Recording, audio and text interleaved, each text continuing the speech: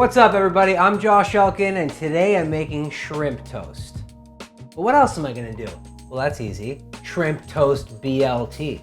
Let's get on with the recipe. Sometimes when coming up with a recipe, it's just one word that inspires me. In this case, it's toast. But not just any toast, a shrimp toast. And maybe that sounds a bit foreign to you.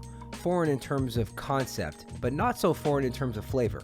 Let me explain. The ingredients that go into this dish, you know, like shrimp, aka the chicken of the sea. Shrimp is called the chicken of the sea because, like chicken, shrimp will possess any flavor that you put into it.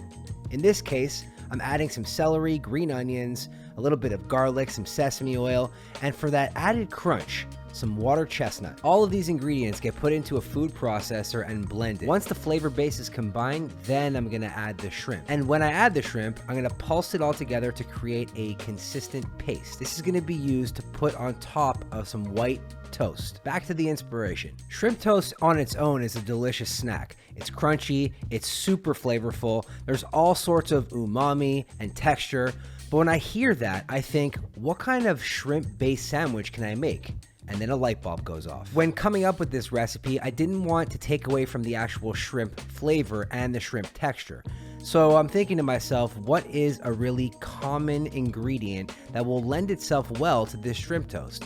And BLT was the first thing I thought of. But I am getting a bit ahead of myself. Now back to the shrimp paste. The thing is with the toast is that we're adding it to a frying pan with oil. I'm frying the shrimp side first, and I gotta make it crispy and make it fuse to the white bread. And if you've ever deep fried bread before, you realize that it kind of just soaks up all the oil like a sponge. So I'm trying to avoid that by toasting the bread first and adding a bit of a layer of crunch to help protect the bread from soaking everything up. The oil that I'm using to fry this all together is a little combination of vegetable oil and a tad bit of sesame oil. The reason I'm not making this all in sesame oil is because sesame oil is not a frying oil, it's a flavoring oil.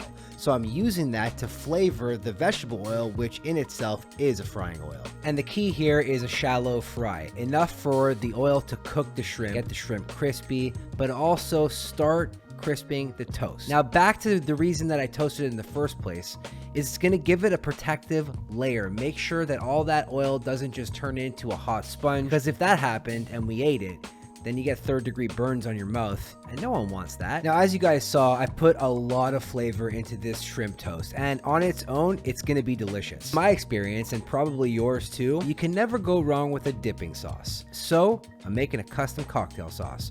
We got ketchup, we got prepared horseradish, a little bit of Worcestershire sauce. Perfect to dip these shrimp toasts in, but also perfect to make a sandwich out of it. The type of tomatoes, the type of lettuce is just a suggestion. I'm using regular tomatoes, but I'm using butter lettuce. Now the reason I'm using butter lettuce is because it holds up with heat a little bit better. That's why butter lettuce is often used for lettuce wraps, shrimp lettuce wraps. That's actually a great idea, but that's not this. This is shrimp BLT. And I know in a regular BLT you use mayonnaise, but we got this awesome cocktail sauce. Might as well use it. Whoa, here it is in all its glory.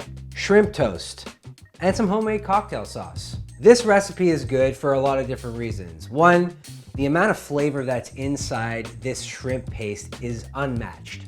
But the second reason is I'm using the bottom of the barrel, the lowest quality white bread, which I think lends itself to a delicious recipe. Which brings me to my next creation. This BLT. Shrimp, in my brain at first, didn't really go with bacon. Then I had a piece of this and I realized that was stupid. I bet you guys are wishing yourself, yo Josh, I want to try that texture. Well, you can. You just got to hit up the link down below or hit up recipechampions.com, which is my website that I publish all my recipes.